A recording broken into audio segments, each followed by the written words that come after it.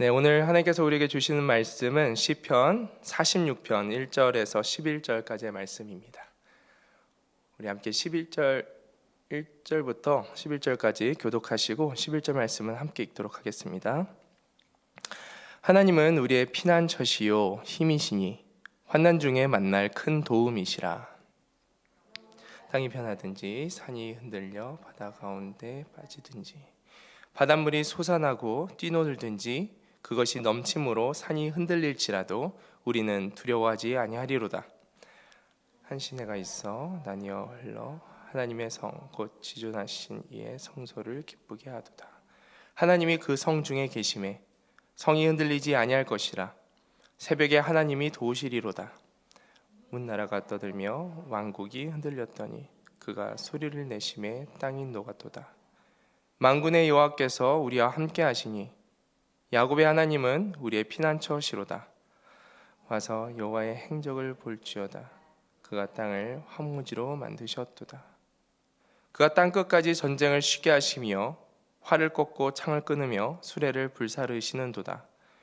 이르시기를 너희는 가만히 있어 내가 하나님됨을 알지어다. 내가 문나라 중에서 높임을 받으리라. 내가 세계 중에서 높임을 받으리라 하시도다. 함께 읽습니다. 만군의 여호와께서 우리와 함께 하시니 야곱의 하나님은 우리의 피난처시로다. 아멘. 오늘 읽은 시편 46편은 히스기야 왕이 남유다를 통치하는 당시에 아수르 왕이 남유다를 점령하기 위해, 아수르 왕이었던 사네립이 남유다를 점령하기 위해 포위했던, 그 예루살렘 성을 포위했던 상황을 지금 배경으로 하고 있습니다. 당시 아수르는 강력한 군사력으로 이미 북이스라엘을 완전히 점령시킨 상황이었습니다. 그리고 남유다를 공격할 그 기회를 시시탐탐 노리다가 히스기야가 남유다를 통치하는 시기에 남유다를 공격해 온 것이죠. 히스기야가 저항을 하니까 남유다에 있었던 46개의 성읍을 모두 점령하고 이제 예루살렘 성 하나를 남겨두고 있는 상황이었습니다. 이런 절체절명의 이 상황 속에서 오늘 시편 저자는 2, 3절을 다음과 같이 고백하고 있습니다. 그러므로 땅이 변하든지 산이 흔들려 바다 가운데 빠지든지 바닷물이 솟아나고 뛰놀든지 그것이 넘침으로 산이 흔들릴지라도.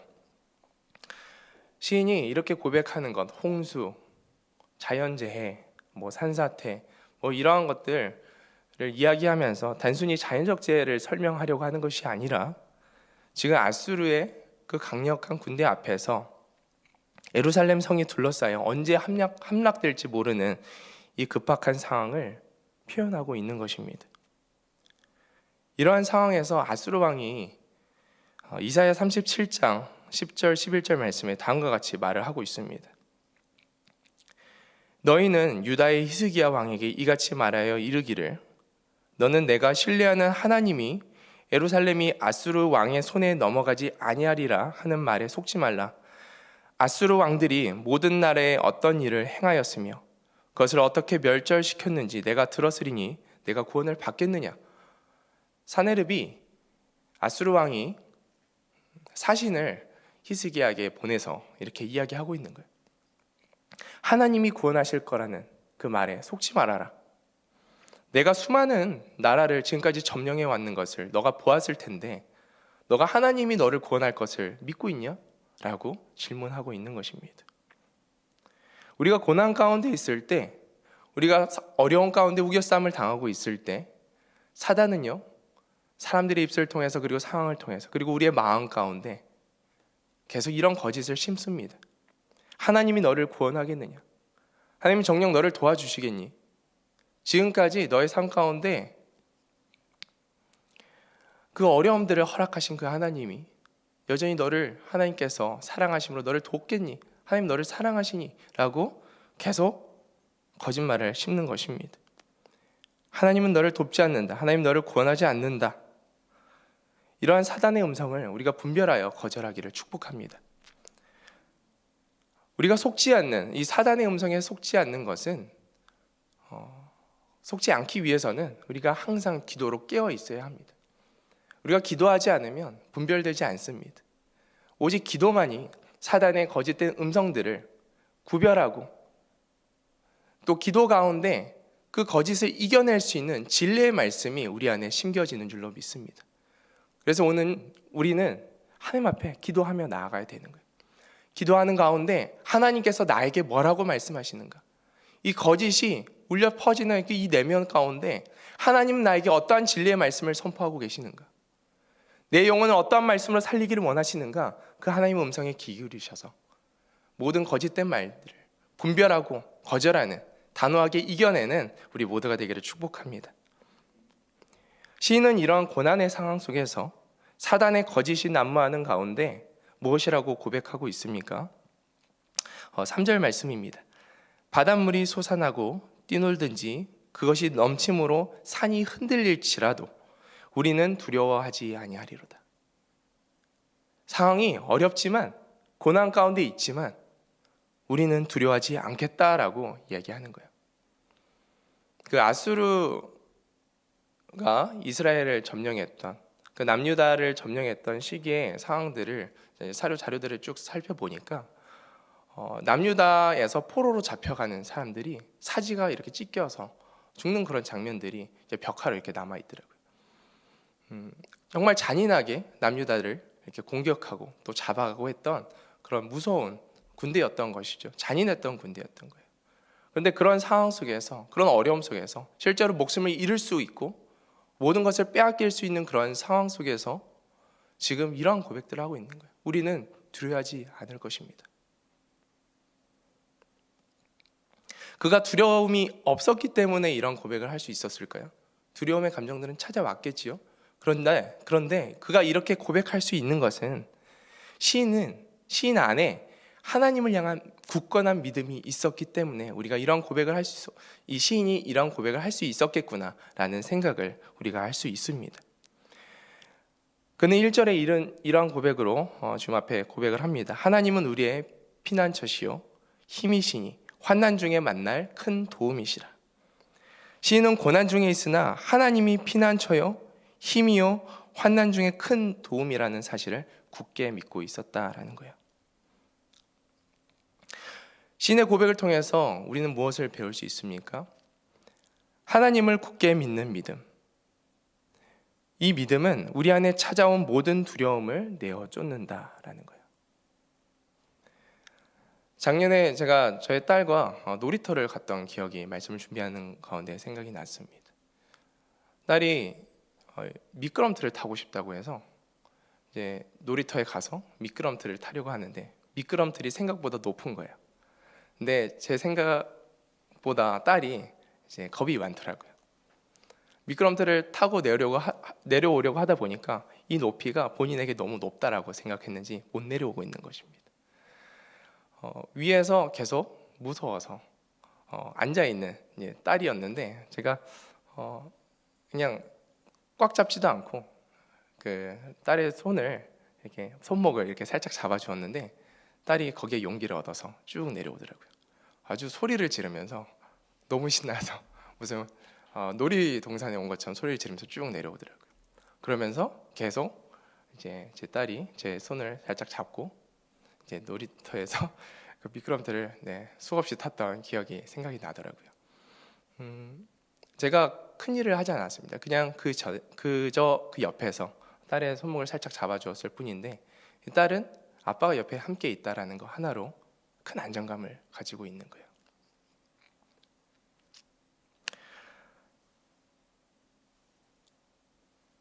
하나님께서 우리와 함께 있다라는 것, 그것을 믿는 믿음. 내가 지금 혼자 있는 것이 아니라 지금 많은 문제와 어려움이 내 삶 가운데 당면에 있지만 여전히 지금 그 문제를 이기게 하시는 하나님이 나와 함께하고 계시는구나. 이 믿음이 우리 안에 생겨날 때 우리 마음 가운데 찾아온 두려움은요 사라집니다. 그 문제를 돌파해서 나아갈 수 있는, 그 소망을 향해서 나아갈 수 있는 힘이 생겨난다라는 거예요. 그래서 우리는 말씀을 기억해야 합니다. 하나님 뭐라 말씀하십니까? 두려워하지 말라. 내가 너와 함께한다. 놀라지 말라. 나는 너의 하나님이다. 내가 너의 마음을 굳세게 하겠다. 내가 너를 도와주겠다. 나의 의로운 오른손으로 내가 너를 붙들게. 그러니까 저 소망을 향해서 나아가라. 주님 말씀하시는 거예요. 하나님을 굳게 믿는 믿음은 우리 안에 두려움을 내어쫓습니다. 할렐루야. 시인은 이어서 하나님의 은혜에 대하여 기록합니다. 4절 말씀입니다. 한 시내가 있어 나뉘어 흘러 하나님의 성 곧 지존하신 이의 성소를 기쁘게 하는도다.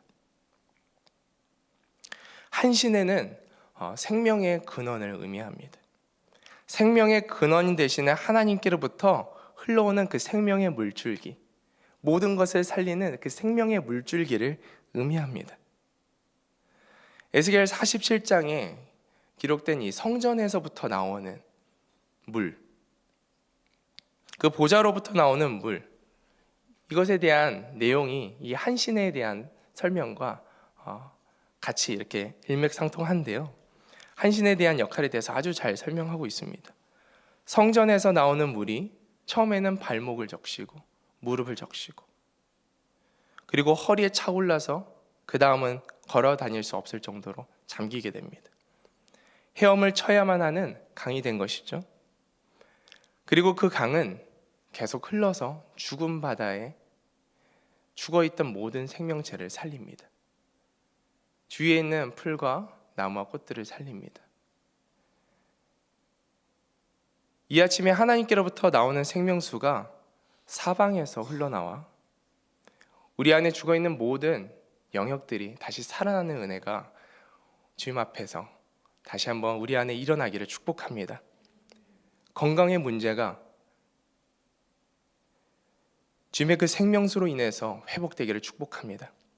우리 삶에 우겨싸움을 당하고 있는 모든 재정의 문제가 주 안에서 회복되기를 축복합니다. 우리 삶에 묻고 있는 모든 관계의 문제가 주님의 그 생명의 능력으로 사방에서 흘러들어와 회복되기를 축복합니다. 우리 삶에 당면한 구원의 문제, 우리가 이웃을 위해서, 우리 사랑하는 가족들을 위해서 기도하고 있는 그 구원의 문제가 하나님의 은혜로, 하나님의 그 생명력이 우리 안에 흘러들어와 주께서 일하시는 것들을 보게 될 줄로 믿습니다. 하나님이 5절 말씀에 하나님이 그 성중에 계심에 성이 흔들리지 아니할 것이라. 새벽에 하나님이 도우시리로다. 여기서 나오는 그 새벽은 무엇을 의미할까? 제가 새벽을 묵상하면서 짙은 어둠을 보았습니다. 그런데 그 어둠 가운데 동이 트는 것이죠. 짙은 어둠이 동이 트니까 그 어둠은 사라집니다. 빛이 임하면 모든 어두움은 흔적도 없이 사라지게 됩니다. 빛이 임하면 어둠은 물러갈 수밖에 없습니다. 우리 삶 가운데 빛이신 예수 그리스도께서 임하면, 주께서 우리에게 한 말씀만 하시면 우리 삶의 모든 문제의 영역들은 답을 발견할 줄로 믿습니다.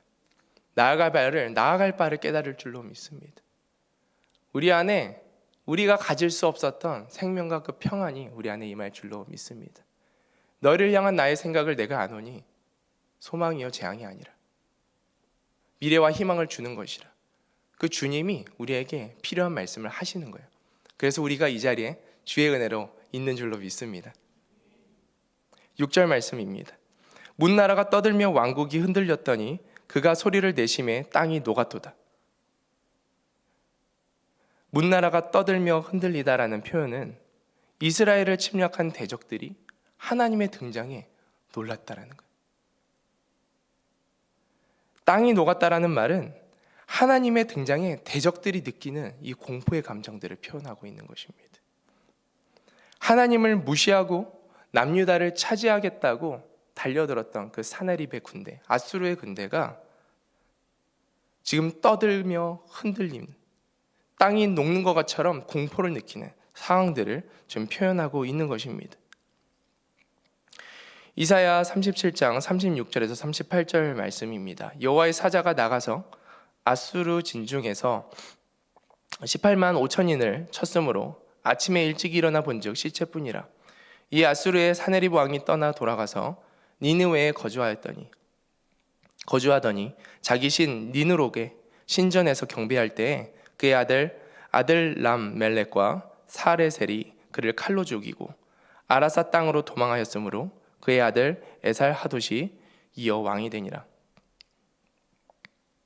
하나님을 대적했던 사네립의 최후를 기록하고 있습니다. 하나님의 간섭하심으로 그 어두운 밤 사이에, 그 새벽에 동이 텄습니다. 빛이 임했습니다.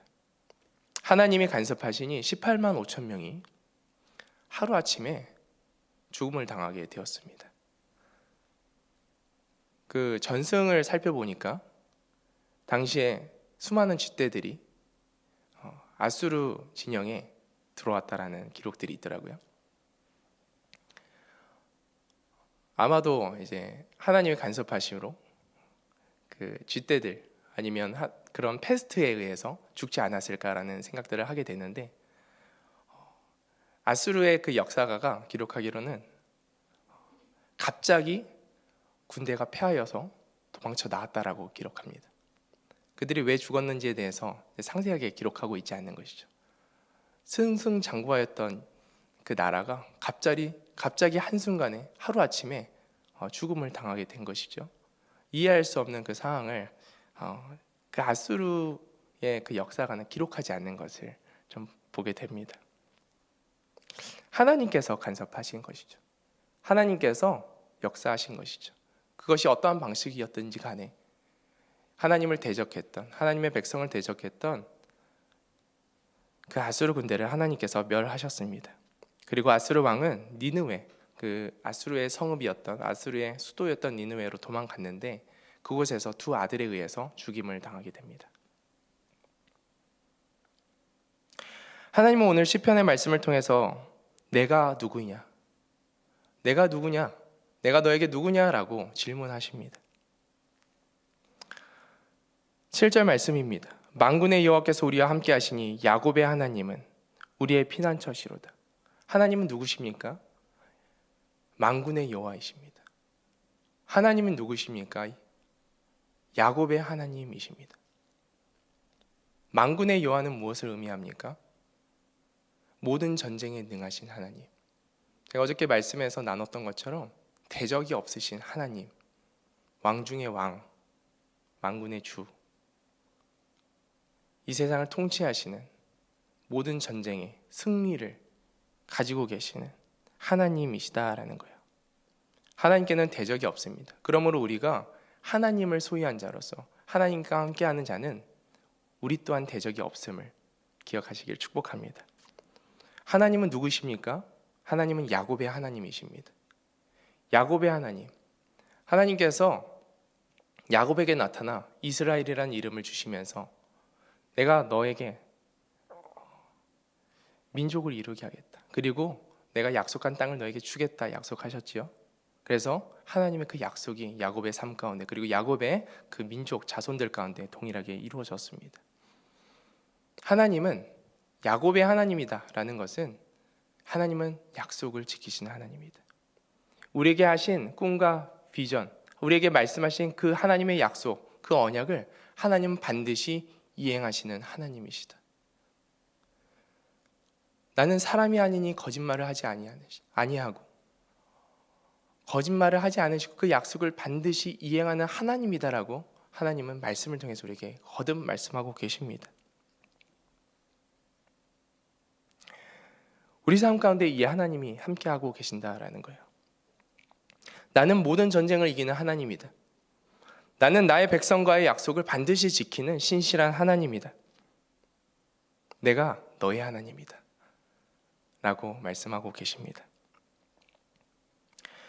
8절 말씀입니다. 와서 여호와의 행적을 볼지어다. 그가 땅을 황무지로 만드셨도다. 하나님께서 이 시편 저자를 통해서 우리에게 말씀하십니다. 나의 과거의 그 행적을 보아라. 내가 한 그 일들을 보고 너의 믿음을 굳게 세워라 라고 말씀하고 계시는 거예요. 내가 사네립에게 행한 그 일들을 보아라. 내가 아수르에게 행한 일들을 보아라. 내가 나의 백성들을 향해서 대적했던 모든 대적들을 내가 어떻게 하였느냐. 성경을 보고, 그리고 너의 삶 가운데, 믿음 있는 너의 삶 가운데 내가 행했던 그 모든 과거의 일들을 기억하라 라고 말씀하시는 거예요. 그래서 오늘 우리의 믿음이 하나님의 일들을 다시 한번 기억하며 굳게 세워지는 은혜가 있기를 축복합니다. 9절 말씀입니다. 그가 땅끝까지 전쟁을 쉬게 하시며 활을 꺾고 창을 끊으며 수레를 불사르시는도다. 땅끝까지 전쟁을 쉰다는 것은 완전한 평화가 임하는 것을 의미합니다. 활과 창과 수레를 불사르시는 하나님, 강력한 적의 군사를 떠오르게 하지만 그 또한 하나님 앞에서 상대가 되지 않음을 우리가 말씀을 통해서 계속 보고 있습니다. 그렇다면 이런 하나님, 우리 안에 완전한 평화를 주시는 하나님, 우리 안에 당면한 모든 전쟁과 그런 문제들을 파하고 돌파하게 하시는 그 하나님을 우리가 어떻게 누릴 수 있습니까? 10절 말씀입니다. 이르시기를 너희는 가만히 있어 내가 하나님됨을 알지어다. 내가 문나라 중에서 높임을 받으리라. 내가 세계 중에서 높임을 받으리라 하시도다. 아멘. 하나님께서 무엇라 말씀하십니까? 첫 번째, 너희는 가만히 있으라는 거예요. 이게 동작을 그만두라, 동작을 멈추라는 의미가 아닙니다. 내가 주인 된 생각, 내 뜻대로 행하였던 말과 행동들, 하나님이 없는 그 모든 것을 멈추라는 거예요. 너희는 가만히 있어. 그래서 우리가 너희는 가만히 있어 라는 찬양을 할 때, 내가 그냥 멈추는 게 아니구나. 내가 주인 된 그 모습들을 멈춰야 되는 거구나. 그 하나님의 말씀에 우리가 반응해야 되는 줄로 믿습니다. 두 번째, 내가 하나님됨을 알지어다. 하나님이 하나님됨을 알라는 그 말씀은 무엇입니까? 너희가 주인된 삶을 멈췄느냐? 이젠 내가 너의 삶의 주인이 되어야 된다는 거예요. 내가 누구냐? 만물의 주다. 내가 창조주고 내가 너를 지었다. 난 너의 삶의 통치자고 너의 삶의 참된 주인이다. 하나님됨을 알지어다라는 것은 하나님이 내 삶의 주인이시구나 라는 것을 알라는 거예요. 하나님의 주권을 삶에서 인정하라는 것입니다. 우리가 입술로만 하나님의 주권을 인정하면 되는 것입니까? 아니죠. 하나님의 주권을 인정한다는 것은 매 순간 우리의 삶의 모든 순간에 하나님께 뜻을 묻는 그 삶의 태도, 그런 습관들이 필요한 것입니다. 하나님께서 우리를 사랑함으로 우리에게 자유의지를 주었습니다. 하지만 우리가 자유의지를 가지고 하나님 앞에 의지를 드려서 하나님 내 삶의 주인이심을 기억하며 하나님 말씀하여 주십시오. 내가 내 의지로, 내 전심으로 주님의 뜻을 따르기를 원합니다. 하나님 말씀하여 주십시오. 모든 순간에 잠시 삶을 멈추어 그냥 다람쥐 쳇바퀴 돌아가듯이 삶을 반복하는 것이 아니라 그 순간순간 매일의 삶 속에서 나에게 말씀하시는 하나님의 음성을 듣고 순종하는 것, 그것이 하나님의 주권을 인정하고 하나님을 아는 삶인 줄로 믿습니다. 우리가 삶 속에서 하나님의 주권을 인정할 때 전쟁에 능하신 하나님, 하나님께서 나에게 약속하신 그 뜻을 이루시는 하나님을 우리가 경험하게 될 줄로 믿습니다. 네, 마지막으로 우리 11절 말씀, 7절 말씀을 이 시인이 반복하고 있는데요. 우리 함께 읽고 말씀을 정리하도록 하겠습니다. 시작. 만군의 여호와께서 우리와 함께 하시니 야곱의 하나님은 우리의 피난처시로다. 아멘. 말씀 정리합니다. 하나님은 모든 전쟁을 이기시는 능력의 하나님이십니다. 하나님은 자기의 백성과의 그 약속을 반드시 이행하시는 신실하신 하나님이십니다.